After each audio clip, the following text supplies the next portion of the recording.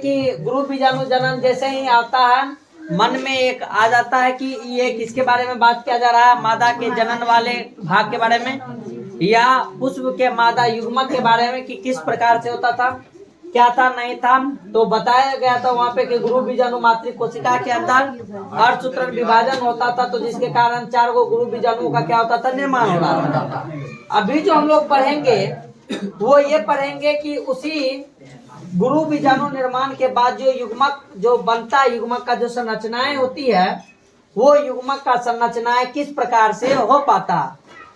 Exam के point of view से अगर बात करें तो ये सबसे इस चैप्टर का इंपॉर्टेंट टॉपिक है। एग्जाम में तुमको कहीं ना कहीं इससे रिलेटेड क्वेश्चन पूछता है हमेशा। जब बताते हैं इसके अंदर कि स्त्री यानी मादा का युग्मक भेद यानी युग्मक की उत्पत्ति कैसे होती है, इसके बारे में जब बात करते हैं तो देखो क्या लिखा हुआ है कि अधिकांश पुष्पी पादपों में गुरु बीजाणुओं में से एक कार्यशील होता है। कल उस दिन जो हम लोग पढ़े थे कि एक बार जो होता था उसे क्या गो बनता था, 4 गो। क्या गो बनता था, 4 गो बनता था। विभाजित होने के बाद क्या गो बन रहा था, 4 गो। गुरु बीजाणु जन्म जब हो रहा था तो उसके अंदर सूत्री विभाजन होने के बाद मातृ कोशिका से क्या गो बना था, युग्मक 4 गो। उस 4 गो में क्या बोला जा रहा है कि उसमें से एक जो होते हैं वो क्या होते हैं, कार्यशील। 4 गो में एगो और बतबो किए थे कि राम के बेटा 4 गो, एगो उसमें कम के 3 गो न कम के। तो एगो जो उसके अंदर है वो कार्यशील होता है, जबकि उसके अंदर अन्य 3 जो होता है वो अपविकसित अपभ्रष्ट हो जाता है। या हम ये भी कह सकते हैं कि इस एगो को कार्य करने के लिए बाकी ये 3 गो जो होता है ना वो अपना जान कुर्बान कर देता है। अपना जान क्या कर देता है, कुर्बान कर देता है। कहता जा तू ही जिंदगी जी ले, तू ही जिंदगी जी ले, हम लोग बस तुम्ही को क्या कर देंगे, मदद कर देंगे। कम से कम हम न तो समझेंगे ना कि तुम्ही जो है इस जिंदगी को जी है। तो अपविकसित अपभ्रष्ट हो जाता है। और वो चित्र 2.8 वो के अंदर बताया जा रहा है कि हमें देखने को मिलेगा किस फिगर के अंदर, चित्र 2.8 चित्र 2.8 किसके अंदर, वो के अंदर। चित्र 2.8 वो के अंदर जब बताया जाता है तो यही वाला फिगर है। इसी फिगर के अंदर से बताया जाता है कि 4 गो के अंदर 3 गो जो होता है वो काम का होता, 3 गो बेकाम का होता है और एगो जो होगा वो इसके अंदर क्या होगा, काम का होगा।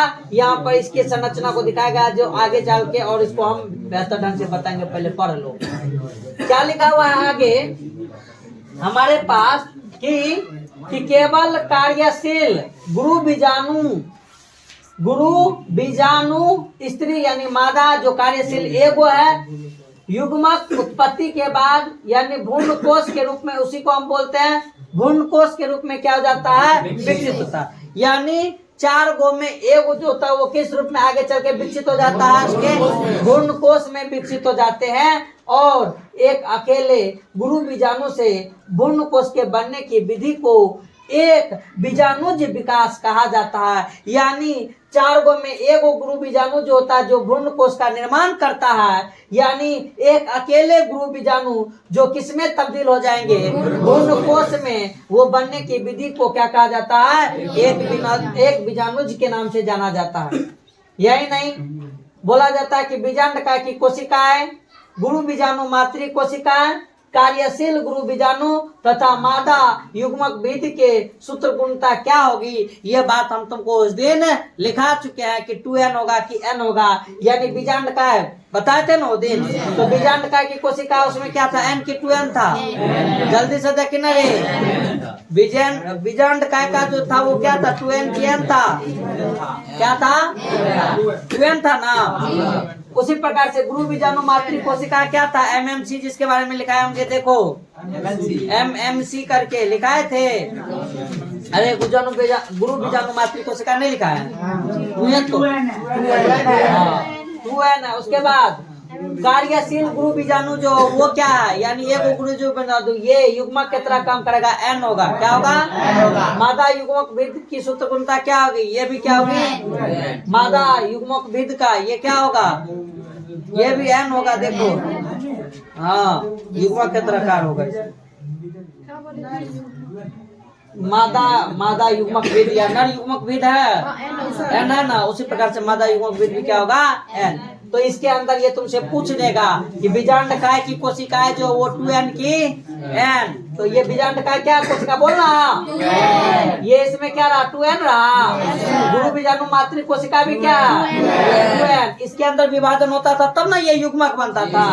तो इसलिए के कार्यशील गुरु बीजाणु क्या होगा, युग्मक भेद भी क्या होगा। बात समझ में आया, तो ये तुमको याद रखना पड़ेगा, एग्जाम में पूछता है। यहाँ तक होने के बाद देखो आगे लिखा हुआ है कि आइए भ्रूण कोश के निर्माण का थोड़ा और विस्तार से अध्ययन करेंगे। चैप्टर पे आना है, कहीं और नहीं आना है। भ्रूण कोश के निर्माण का थोड़ा और विस्तार से हम क्या करेंगे, अध्ययन। किसका बोला है, भ्रूण कोश का। यानी एगो जो कार्यशील बना ना, 4 गो में एगो कार्यशील बना और यही कार्यशील भ्रूण कोश बना। तो उस भ्रूण कोश के संरचना के बारे में जब हम बात करते हैं तो बोला कि भ्रूण कोश के निर्माण का थोड़ा और विस्तार से अध्ययन करने पर चित्र 2.8 का वो हमें देखना पड़ेगा, जिसमें क्रियाशील गुरु बीजाणु के केंद्रक के अंदर, किसके अंदर, वो जो एगो कोशिका क्रिया, ये जो गुरु बीजाणु है वो एक कोशिका के रूप में कार्य करेगा। उस कोशिका के अंदर क्या है, केंद्रक। तो बताया जाता है कि वो केंद्रक समसूत्री विभाजन के द्वारा 2 केंद्र की, समसूत्री विभाजन के द्वारा बीच वाला केंद्रक जो है, यानी एगो इसके अंदर मान लो क्या है, केंद्रक है, एगो क्या है ये, तो ये केंद्रक बोला है कैसा विभाजन, यानी अगर ये n है तो इसका विभाजन होने के बाद भी क्या रहेगा, तो समसूत्री विभाजन के द्वारा उसके अंदर क्या वो केंद्र की बन गया, ये केंद्र की क्या वो बन गया, इसको न्यूक्लियाई बोला गया। क्या बोला गया, आगे लिखा हुआ है जो विपरीत ध्रुवों को चले जाते हैं, जो विपरीत ध्रुवों को, यानी ये अलग अलग पोल पे चले जाते हैं, 2 विपरीत ध्रुवों पे चले जाते हैं और उसे हम 2 न्यूक्लियेट केंद्रीय भ्रूण कोश की रचना करते हैं। आगे लिखा हुआ है कि यही दोनों 2 अनकार्मिक समसूत्री केंद्रीय विभाजन के परिणाम स्वरूप अब पहले 1 से 2 बना और अब वो 2 से कितना बन जाएगा, 4 केंद्रीय न्यूक्लियेट के नाम से, और फिर उसके अंदर समसूत्री विभाजन के उपरांत ये 4 से कितना बन जाता है, कितना, यानी एक कोशिका के अंदर विभाजन हुआ तो वह एक कोशिका कितना में तब्दील हो गया, 2 में, 2 से फिर 4 से फिर, और उस भ्रूण कोश के अंदर कितना केंद्रीय है, कितना 8 केंद्रीय न्यूक्लियेट भ्रूण कोश की रचना करती है। केंद्र क्या वो उसके अंदर 8 अरे क्या वो केंद्र। यहाँ पर यह ध्यान देना महत्वपूर्ण है कि ये सूत्री विभाजन सही अर्थों में मुक्त केंद्रक न्यूक्लियर है, जो केंद्रीय विभाजन से तुरंत ही कोशिका भित्ति की क्या कर लेती है, रचना द्वारा नहीं अनुपालित की जाती है, और मतलब नहीं बन पाया, और 8 न्यूक्लियेट चरण के पश्चात कोशिका भित्ति की नींव पड़ती है। यानी ये जब विभाजन कर लेता है उसके ऊपर कोशिका भित्ति की रचना होती है, जो एक विशिष्ट प्ररूप मादा युग्मक भेद या भ्रूण कोश की संगठन का रूप ले लेती है। भ्रूण कोश के भीतर कोशिकाओं के वितरण का अवलोकन कीजिए, जो चित्र 2.8 वो में कीजिए। 8 में से 6 न्यूक्लियाई भित्ति कोशिकाएं से घिरी होती है और कोशिकाओं में संयोजित रहते हैं। शेष बचे 2 न्यूक्लियाई जो ध्रुवीय न्यूक्लियाई कहलाते हैं, जो अंड उपकरण के नीचे बड़े केंद्रीय कोशिकाओं में क्या हो जाते हैं, स्थित हो जाते हैं। एक बार पहले स्ट्रक्चर को दिखा देते हैं और फिर ये स्ट्रक्चर से समझ में आ जाएगा, देखना क्या ये कह रहा है। यहाँ पर हमारे पास स्ट्रक्चर है, इस स्ट्रक्चर के अंदर ये वाला भाग जो है तुम्हारा भ्रूण कोश हुआ, और इस भ्रूण कोश के ऊपर वाला भाग बीजांड का है, की है, और इसके अंदर गुरु बीजाणु मातृ कोशिकाएं मौजूद है। क्या मौजूद है, गुरु बीजाणु मातृ कोशिकाएं मौजूद है। क्या बताया जाता है कि इसी से इसके अंदर जो केंद्रक था, क्या था? इस केंद्रक के अंदर विभाजन हुआ, समसूत्री विभाजन। कैसा विभाजन? इस समसूत्री विभाजन के कारण ग्रुप बीजाणु क्या बन गया? द्वितीयक बना। यानी इस मातृ कोशिका के अंदर विभाजन हुआ तो क्या वो बन गया? और फिर उसके ऊपर में कवरिंग रह गया, कौन सी वाला? बीजाणु। कौन वाला? फिर उसके बाद 2 से कितना बन गया? 4। कितना बन गया? 4। सेम वही चीज यहाँ पर भी हमें देखने को मिला है। इस बो वाला संरचना में पहले 2 गो अलग अलग दिशा में गया, फिर ये 2 से 4 हुआ, 4 से क्या हुआ? 8। इस 8 गो में क्या होता है कि 2 गो जो कोशिका होता है वो आ जाता है ध्रुवीय केंद्रक पे। क्या गो पे? 3 गो जो होता है वो इस डायरेक्शन में, और 3 गो जो ये इस ध्रुव पे। 2-3-3 करके जोड़ा में ये अलग अलग ध्रुव पे चला जाता है। ये जो तीर तुम्हारा दिया हुआ है, ये तीर दिया हुआ है कि ये वो वाला दिशा है जिस दिशा से ये एगो अंडकोश है ना रे, भ्रूणकोश है ना। अब इसी के अंदर परागकण जो होगा वो क्या होगा? जाएगा।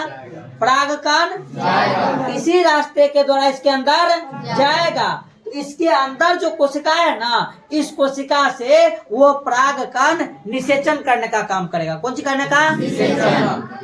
लेकिन उस निषेचन करने से पहले इस अंडाशय वाले भाग का, भ्रूणकोश वाले भाग का जो विभाजन हुआ उसमें 8 गो केंद्रीय कोशिका बना। क्या गो? 8 गो। चलो इसके अंदर देखना, ये वाला जो दिशा, इसमें ये वाला दिशा इधर है, इसमें ये वाला दिशा इधर है, उलट गया है। ये फिगर इधर आके क्या हो गया है? ये वाला जो है इधर आके जो इधर पलटी मारा है, ये इसका विकसित रूप है। कौन सा रूप है?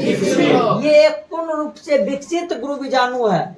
पूर्ण रूप से ये जिसके अंदर ऊपर में जो कवरिंग उबरिंग अंडा आवरण जो था, यानी ऊपर का आवरण सब जो है वो सारा इसके अंदर आ गया। तो इसके अंदर तुमको क्या याद करना है कि एक विकसित अंडव के अंदर एक जो एरिया होता है उसको बोलते हैं प्रतिवैसनता। इंग्लिश में बोलते हैं तो बोला जाता है एंटीपोडली। कौन सा? एंटीपोडली। कौन सा? उसी प्रकार से एक एरिया जो होता है वो तंत्र रूपी समुच्चय होता है। क्या होता है? यानी ये वाला जो इधर पलटा है तो अब इधर से परागकण जाएगा। परागकण जो जाएगा ना, नर युग्मक जो जाएगा वो किधर से जाएगा? तंतु रूपी समुच्चय। ये चीज तुमको याद रखना है। किधर से जाएगा? इसी के आसपास है कौन कोशिका? कौन कोशिका? कौन कोशिका? और इस सहायक कोशिका के पास ही होता है अंड कोशिका। क्या? कौन कोशिका? यहाँ पर जो बना है 3 गो कोशिका, इस सहायक कोशिका, यहाँ पर जो ये बन रहा है ना भाग, यही वाला भाग को तुमको याद रखना है कि यहाँ पर 3 गो कोशिका है। क्या गो कोशिका? इस 3 गो कोशिका के अंदर 2 गो जो कोशिका तुम्हारा है वो 2 गो कोशिका सहायक कोशिका है। ये वाला कोशिका, ये वाला कोशिका कौन सी है? अच्छा, ये सहायक कोशिका के अंदर अपना केंद्रक है ना दोनों के पास। उसी प्रकार से एक होता है यहाँ पर अंडक कोशिका। कौन कोशिका? यहाँ पर 3 गो कोशिका है, 2 गो कोशिका एक साथ है और 1 गो कोशिका पिछवाड़ में है। 1 गो कोशिका इस सहायक कोशिका के पीछे में है। कहाँ पे है? पीछे में। टोटल इस वाले जगह पर क्या गो कोशिका? 3 गो कोशिका। केंद्रक भी यहाँ पर क्या गो? 3 गो। उसी प्रकार से प्रतिव्यवस्था के अंदर भी क्या गो यहाँ पर हमको कोशिका दिख रहा है? 3 गो। और उस तीनों कोशिका के अंदर 3 गो क्या है? केंद्र। क्या गो? लेकिन केंद्रक के पास जब आ जाते हैं, ये ध्रुवीय केंद्रक के पास जब आते हैं तो बताया जाता है कि यहाँ पर कोशिका एक गो है। कोशिका, क्योंकि ये दोनों कोशिका सेपरेट अभी तक है, ये दोनों कोशिकाएं सम्मिलित है, लेकिन इन दोनों के अंदर जो केंद्रक है वो केंद्रक क्या गो है? 2 गो है। केंद्रक कोशिका। इसलिए के जब हम इस टिपिकल एक प्ररूपी संरचना के बारे में पढ़ते हैं, एक इस विकसित अंडाशय के बारे में, बीजांड के बारे में जब पढ़ते हैं तो हमें पूछता है कि इसके अंदर कोशिका का संख्या क्या गो? 7 गो। कोशिका का संख्या, लेकिन केंद्रक का संख्या क्या गो? 8 गो। क्योंकि जो ये ध्रुवीय केंद्रक है, इस ध्रुवीय कोशिका, केंद्रकीय कोशिका के पास केंद्रक 2 गो हो जाता है, लेकिन कोशिका सम्मिलित रूप में 1 गो होता है। कोशिका सम्मिलित रूप में, लेकिन केंद्रक किसके अंदर? इसलिए के टोटल केंद्रक जो होता है वो क्या गो होता है? 8 गो होता है, लेकिन कोशिका क्या गो होता है? 7 गो होता है। कोशिका क्या गो, केंद्रक लेकिन क्या गो, 8 गो। बात समझ में आया? तो इस लेके एक बीजांड, एक विकसित बीजांड के अंदर जब हम बात करते हैं तो हमारे पास जो है वो क्या गो रहता है, केंद्र, कोशिका। और याद रखना है ये वाला जो एरिया है इसको क्या बोला गया, वर्टिकल एरिया था। बीच में जो रहता है ध्रुवीय केंद्र, 3 गो नीचे में जो रहता है उसमें सहायक कोशिका 2 गो और अंड कोशिका 1 गो। बात समझ में आया? अब एगो और बात यहीं पर सीख लो, थोड़ा सा बाद में जाके आसान होगा और बाद में फिर से बता देंगे। और वो ये है कि यहाँ पर क्या करेगा, निषेचन। कौन सी होगा, निषेचन। और वो निषेचन कैसे होगा, जब परागकण इसके अंदर जाएगा तब।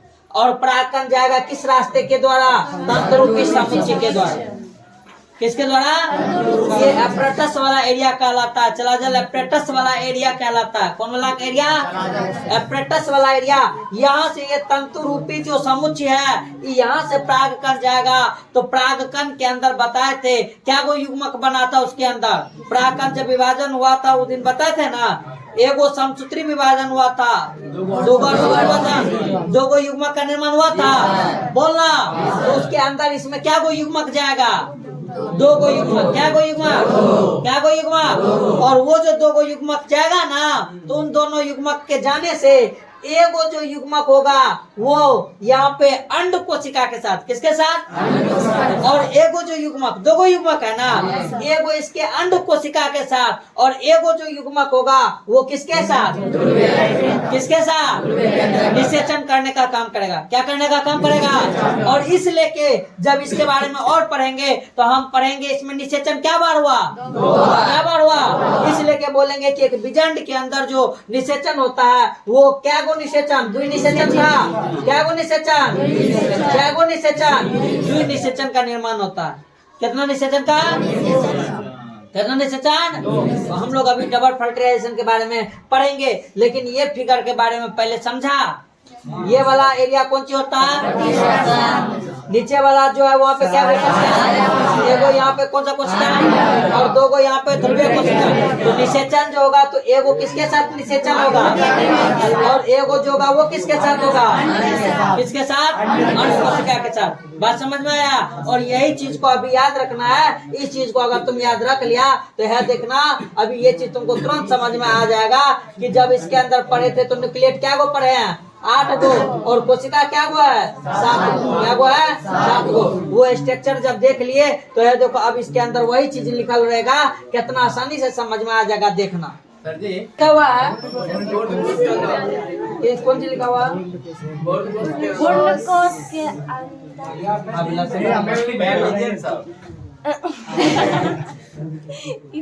ये पूर्ण कोश है, सुना है। पूर्ण कोश के अंदर कोशिकाओं का जब हम कुछ करते हैं वितरण एक विशिष्टा पूर्ण होती है, यानी एक विशेष क्या होती है, संरचनाएं होती है। विशेष क्या होती है, इसका एक संरचनाएं होती है।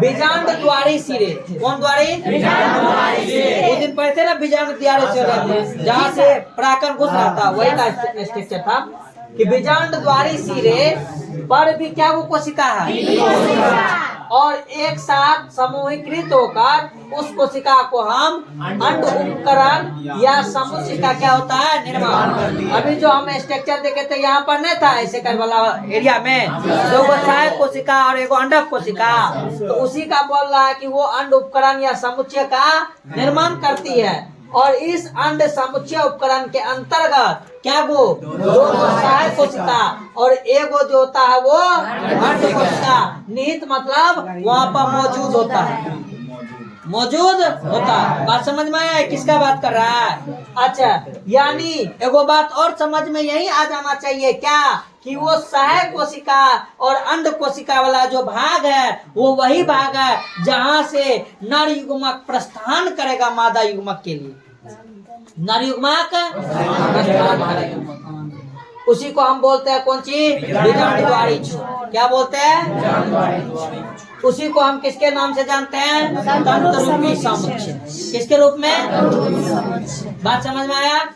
जब आगे उसके बारे में बात करते हैं तो आगे लिखा हुआ है कि उसमें से करते हैं पर एक विशेष सहायक कोशिका स्थूलन होने लगता है, जो सहायक कोशिका में प्राग नलिकाओं को क्या देने का काम करता है, दिशा निर्देश प्रदान करने में महत्वपूर्ण भूमिका निभाता है। यानी यहाँ पर जो बोले थे कि दो कौन कोशिका था, सहायक कोशिका, और इसके वो पीछे में कौन कोशिका, अंडक कोशिका। तो सहायक कोशिका जो है ना, वो परागकण जब इसमें आएगा, दूल्हा बाबू जब इसके अंदर आएगा ना, तो ये जो है ना उस दूल्हा बाबू को रास्ता प्रस्थान करवाएगा। आइए आइए, इधर है कहीं ना कहीं कौन सी विसेचन करने योग्य जगह। समझ में आ रहा है? तो इस चीज के लिए बोल रहा है कि वहाँ पे सहायक कोशिकाओं में पराग नलिकाओं को दिशा निर्देश देने का काम करता है। कौन करता है? तो सहायक कोशिका। कौन कोशिका? 3 अन्य कोशिकाएं जो ऊपर वाले छोर पे, जिसको हम कैलाजल के नाम से जानते हैं, निभागीय कैलाजल छोर पर होती है, और उसी को हम क्या बोलते हैं? प्रतिवैशांत। क्या बोलते हैं? फिगर में प्रतिवैशांत दिखा, ये ऊपर वाला में ऐसे ऐसे करके है ना, इनको ये प्रतिवैशांत के नाम से, जिसको हम इंग्लिश में एंटीपोडल के नाम से जानते हैं। किसके नाम से? 3 को नीचे में समुच्च तंतुरूप और 3 को ऊपर में एंटीपोडल कहलाती है। और बृहद केंद्रीय कोशिका, जैसे कि पहले बताया गया है, वो बीच में 2 ध्रुवीय न्यूक्लियाई होते हैं। 2 ध्रुवीय, और इस प्रकार से एक टिपिकल आवृत्ति बीजी एक बीज के अंदर का बात करते हैं, तो भ्रूण कोश परिपक्व होने पर यदि उसके अंदर क्या गो 8 गो न्यूक्लिय और 7 गो कौन सी कोशिकाएं विकसित होता है। किसके अंदर? एक प्ररूपी आवृत्ति बीजी भ्रूण कोश के अंदर। किसके अंदर?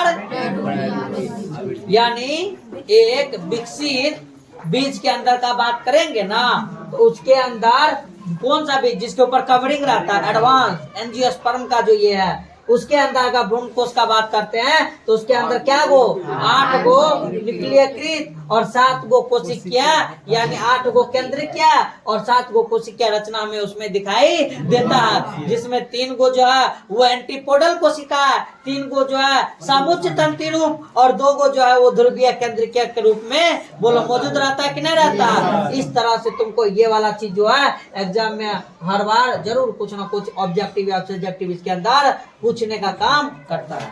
बोलो बात समझ में आया? ठीक। अब है हमारे पास कौन सी? प्राग। कौन सी है? प्रागन। कौन सी है? कौन सी है? अब इस प्रागन के बारे में जब हम बात करते हैं, तो हम इस प्रागन को पढ़े हुए हैं, कल उस दिन पढ़े हुए थे। फिर भी यहाँ पर हम देखेंगे और तुम लोग से पूछने का काम करेंगे कि प्रागन क्या होता है। सबसे पहले जब हम किसके बारे में बात करते हैं?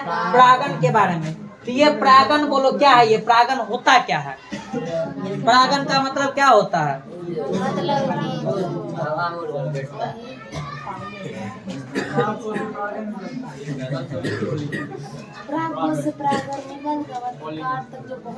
प्रागन क्या होता था? जुबेरा। हाँ, चलो हमारे पास जो अब है वो क्या है? प्रागगण। कौन सी है? प्रागगण। प्राग मतलब प्रागगण का है कि प्रागकण का स्थानांतरण होना, और स्थानांतरण होने का मतलब वर्तिकार्ग तक पहुंचना। वर्तिकार्ग तक एक नर युग्मक को मादा युग्मक तक स्थानांतरण होना, मादा युग्मक तक स्थानांतरण होना, ताकि उसका जीवन का कुछ मतलब निकल पाए। समझो कितनी ये सीख दे रहा है हम लोग को जीवन का सत्य। इसके जीवन का सत्य यही है कि जब एक नर युग्मक, जिसको हम किसके नाम से जानते हैं? प्रागकण के नाम से जानते हैं, और वो प्रागकण जब मादा के कहाँ तक? वर्तिकार्ग तक। कहाँ तक बता देता है? वो वर्तिकार्ग तक क्या हो जाएगा? स्थानांतरण होगा। तो हम उस क्रिया को क्या बोलेंगे? प्रागगण बोलेंगे। प्राग का गण होना, एक जगह से दूसरी जगह जाना, प्रागकण का स्थानांतरण होना। कहाँ से प्राग कण निकलता है? तो प्राग कोश से। कहाँ से निकलता है? प्राग कोश। उस प्राग कोश के मैच्योर होने के बाद बोलो वो प्राग कण वहां से बोलो निकलेगा कि नहीं निकलेगा? तो बोला गया कि पूर्ववर्ती भाग में आप पढ़ चुके हैं कि पुष्पीय पादपों में नर एवं मादा युग्मक क्रमशः एक नर युग्मक परागकण और मादा युग्मक कौन सी बोलो पैदा हुआ कि नहीं हुआ है? अभी पढ़ के भी आए हैं कि नहीं? बोले ना क्या पढ़ के आए? नर का युग्मक और मादा जब डेवलप की तो वो किस में बना? चूंकि दोनों ही प्रकार के युग्मक क्या होते हैं? क्या होते हैं? यानी ये दोनों युग्मक जो होते हैं वो अपने से जाने लायक अतः निषेचन को संपन्न होने के लिए दोनों को एक साथ क्या करना होगा? लाना होता है। और यह कैसे संपन्न होता है? प्राकृतिक का नियम देखो। हम जिस प्राकृतिक के बारे में दो लफ्ज गाली गलौज करते हैं वो प्राकृतिक देखो कितना महान है कि इस पृथ्वी पर किसी भी कार्य को होने देने के लिए कभी भी कतोही नहीं किया। प्राकृतिक अपने हिसाब से सब एक जीव को इस पृथ्वी पे सपोर्ट किया। वो तो निर्लज पतित हम लोग है कि इस चीज को समझ नहीं पा रहे। अन्यथा एक प्राग कोश से निकलने वाले प्राग कण को एक युग्मक है, एक जीवन उसके अंदर है, उसको उस वर्तिकार तक भेजने के लिए जो भी रहस्य है, जो भी कारण है, जैसे भी हो सकता है प्राकृतिक उसको करवाया है। और हम लोग जन्म लेने के बाद हम लोग का कोई अवसर न, माँ बाप भोंकते रहता है और हम लोग मुँह टप्पर टप्पर टप्पर टप्पर करते हैं। उसका जीवन एक समझो कि निरंतर चल रहा है। जीवन को जीने के लिए उसको भी एक नए जीव की उत्पत्ति होने के लिए सारा कार्य उसके अंदर है। हम लोग तो कम से कम मनुष्य है। हम उस प्राकृतिक को गाली देते हैं, भगवान को इधर उधर करते हैं, ऐसा कुछ नहीं है जी। आदमी को जीने के लिए प्राकृतिक जितना चीज देता है ना उतना चीज दे के तुमको भेजा है। अब तुम नहीं कुछ कर पा रहा है, इसमें गलती तुम्हारा है, ना तुम्हारे माँ बाप का है और ना भगवान का है। क्योंकि वो इस पृथ्वी पर एक प्रागकण को जिंदा रहने के लिए भी एक नए जीवन को जीने के लिए जहां तक मदद करने का काम होता है करता है। और हम जानते हैं कि वो प्रागकण की क्रिया, परागण की क्रियाएं होती है। अगर परागण की क्रियाएं नहीं होती तो इस पृथ्वी पर नए पुष्प की नए पादप की उत्पत्ति होता ही नहीं। तो हम कैसे उसको गाली दे सकते हैं? ऐसा हजार उदाहरण है जो बुक के अंदर पढ़ने के बाद खुद के अंदर इतना ज्ञान जरूर आ जाता है कि प्राकृतिक का कोई भी दोष नहीं है। प्राकृतिक जैसे हमको जन्म दिया है काफी है हमारे लिए। ना रहने तो बंद कर दो, इसको अगले दिन पढ़ेंगे और टाइम भी हो गया है।